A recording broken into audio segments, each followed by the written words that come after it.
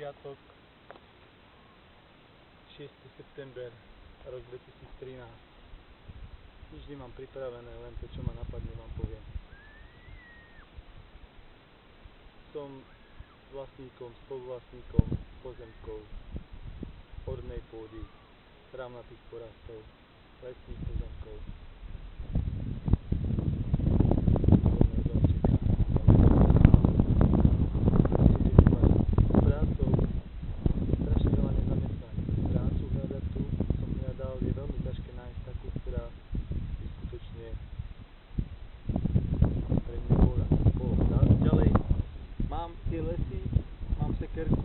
Mám ruky, som šikovný, mám ešte takú energiu, mám 51 rokov.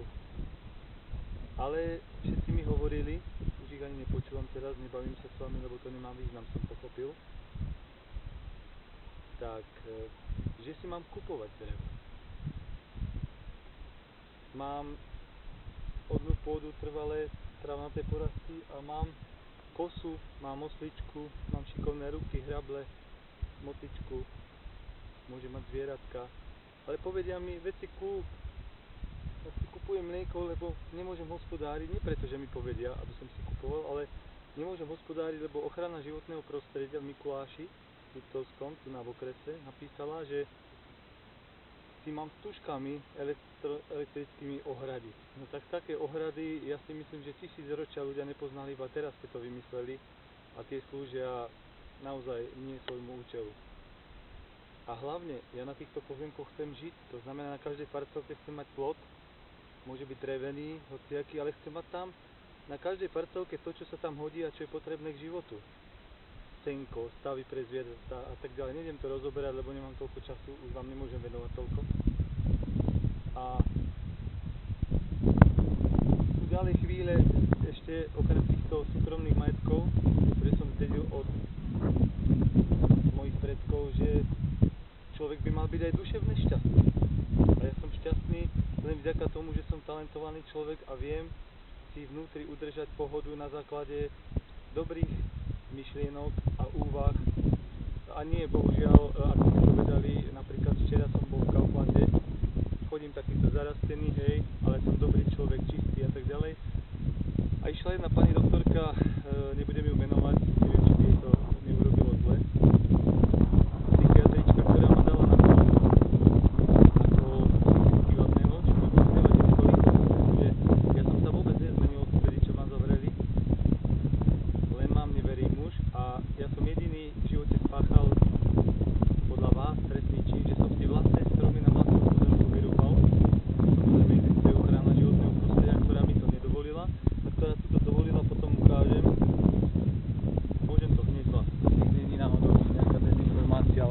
Dáke mi niekto povie, že som zostrihal film. Čiže tu sú celé hektáre vyrúbané a je to v pohode, hej. Nikoho nepošlu na psychiatriu, ešte sa zavolajú navzájom predseda Urbáru s takými špekulantami a šikovnými ľuďmi do krčmy na borovičku a podobné veci, hej.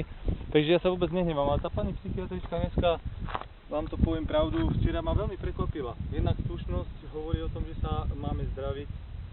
Kúkal som na ňu dlho, lebo som jedol taký fajný koláč. Som si kúpil v Kauflande, s mliekom som zapíjal. Kúkal som sa na ňu úprimne s radosťou, že sa pozrie na mňa. Ani sa nekúkla na mňa a mne to nevadí. Len ak aj ona s ľuďmi nevie komunikovať, človek, psychológovia, politici, psychiatri, policajti, mne to nevadí, priatelia. Ale toto je váš štát. Takže vy vlastne sa navzájom do krčiem ešte voláte. Nie aby vás zavreli, ale nie do psychiatriu a do basy, ale aby vás zavreli niekde medzi 4 steny a porozprávali vám, že táto príroda by sa nemala takto ničiť. Čiže ja to skrátim, ja som neprišiel sem kritizovať, len vám poviem. Vytyčovacie body som niekoľkonásobne zabíjal latky, meral som to. Hej, všetko som robil tak, ako sa má. A stále je to zničené. A to mne už nerobí problém. Mne to len dokazuje, prečo od detstva som mal nezodpovedané vlastne moje otázky, moje neznalosti. Je to vo vás, v ľuďoch. Slovenská kultúra je naozaj na určitej úrovni a ja si už dávam pozor na vás, pretože to nemá význam. Príde ku mne niekto, tu máš fľašu. Ani netuší, že som v živote nepil alkohol. A ešte sa mi zdraví potom, bez omluvy, bez všetkého. Takže tak, videli ste, mlieko si kupujem, drevko si mám kupovať, to si veru ale nebudem. Takže taký je život tu okolo mňa. Urobíme trošku videjko z celého tohoto prostredia, čo sa píšite na vašu tatranskú prírodu, ale spravodlivosti sa tu človek nedovolá, akurát vo svojom srdci a vo svojej mysli. Lebo ja viem moc dobre, čo je blúd. Tamto asi niekto má niečoho veľa. Škoda, že nie som tam, aby som videl, čo to tak kadí. No, bo oheň je dobrá vec, ale ten by sa mal používať čo najmenej. Takže volám sa Juraj Staron Šimko, alias George Christopher Šimko, keďže tu je toľko staroňovcov. A len týmto videjkom chcem poukázať na to, že ak nemôžem svoje súkromné majetky oplotiť, čo ochrana životného prostredia vlastne zamietla, stužky si môžete do vlasov dať, alebo niekde, kde vy chcete, doma, ale ja ich nechcem. Ja stužkami nebudem chrániť dobytok, ktorý má stovky kíl a ktorý, keď vypadne prúd, to pretrhne, odíde, alebo medveď, keď príde, tak ani elektrika nepomôže nikomu. To znamená, že chcel som vám ukázať, ako sa mi tu žije na Slovensku, a aby ste zo mňa už nikdy nerobili blázna, pretože nie som blázon, ale som človek, ktorý chce od malička pracovať, tvrdo pracovať. Ja mám 51 rokov, ledvie zdvihnem 100 kg a takedy som dvíhal 150.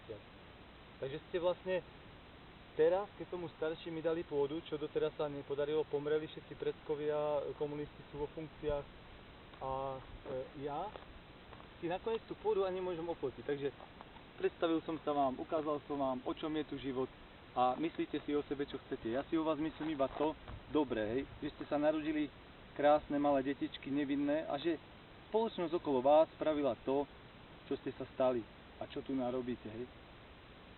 Kosíte tu trávy, krmíte zvieratá, ktoré predá, niekto ani neviem kde komu, hej, a vy si robíte so svojimi pozemkami, čo chcete, pokiaľ to nie je nebezpečné, okrem ten urbár je nebezpečný, ostatné veci mi nevadia, to je len pre vás nebezpečné, lebo vám stále berú z tej pôdy a nehnoja vám to, takže to je len taká maličkosť, hej, hospodárenie o inom, nie len brať, ale aj dávať.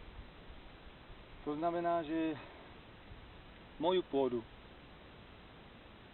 aspoň tento rok nespásli dobytok, ešte tam hore vám poviem, teraz pôjdem druhé videjko spraviť, ak mi vydrží baterka. Tam mi skosili a odviezli seno. A boli tam také vysoké, takéto velikánske trubky hrubé, pozinkované. Takže mne to nevadí, ale týmto dokazujete, čo máte v tých hlavičkách, čo vaše zmysly vnímajú a ako dokážete zhodnotiť a vyhodnotiť vlastne tie okolité veci, čo vnímate a čo z toho urobíte. Pochopte, nakoniec vám ešte niečo poviem, lebo mňa to vôbec netrápi, ale aby som vám pomohol.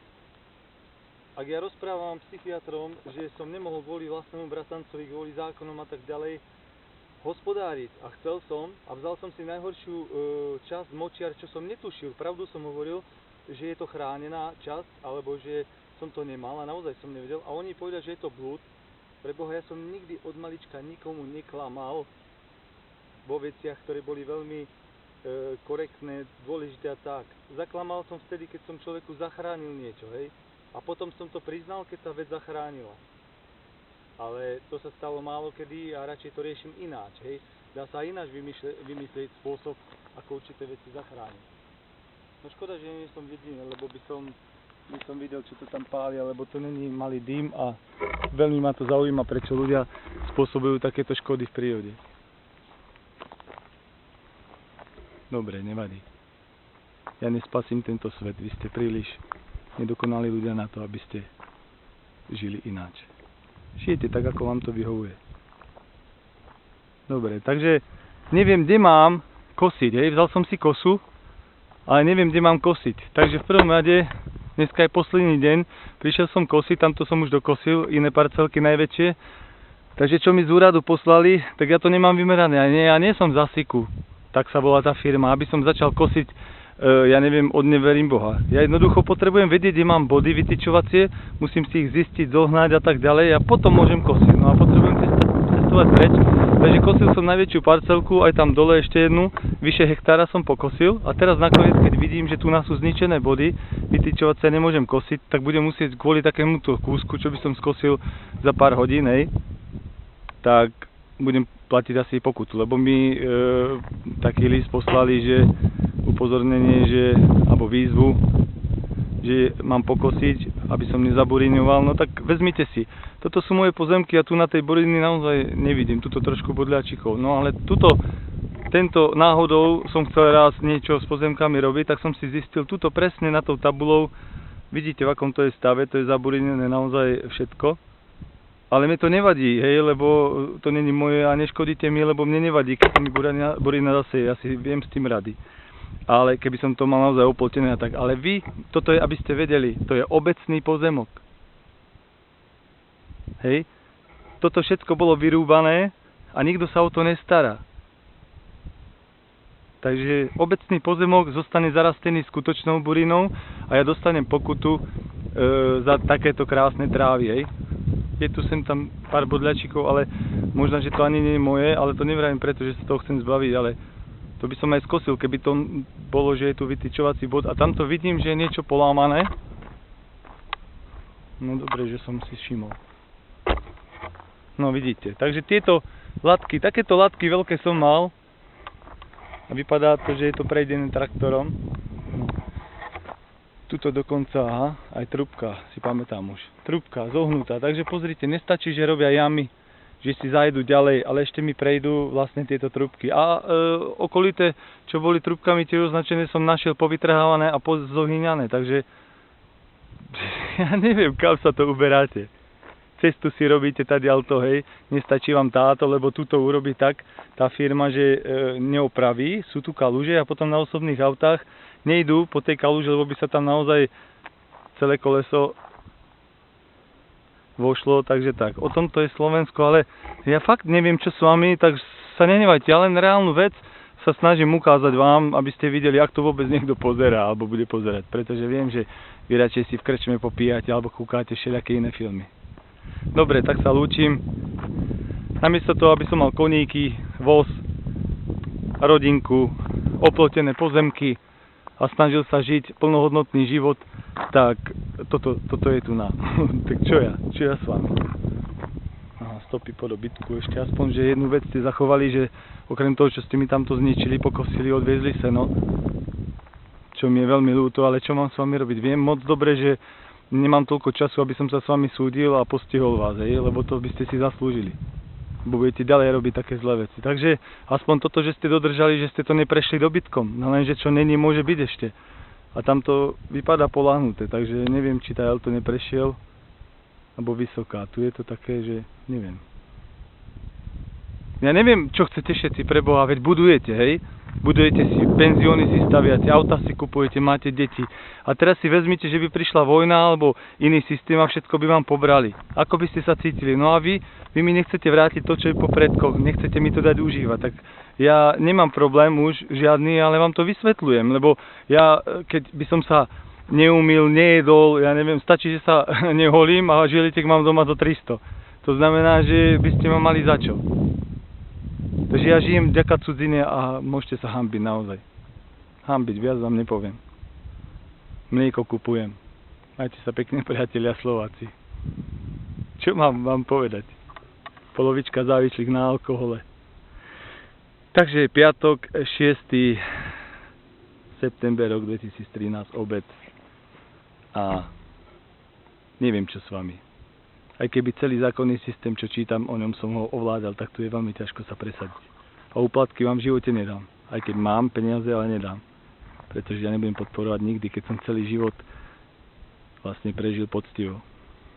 Rozprávate mi, že mi dievča, že som si vyhnal. Ona odišla, ja som držal posledný deň za ruku a prosil som, nechoď preč, miluška. Takže toto si zapamätajte. A neohovárajte ma, choďte sa jej spýtať, ak neveríte.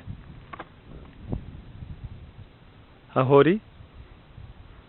Tam by mali rásť stromy a nie vaše bobové dráhy, reštaurácie a lyže a... Myslím, že vaše svedomie každého toho, čo na Slovensku prispieva k zlu, je takéto ako táto cesta. Toto je môj pozemok vľavo a vidíte.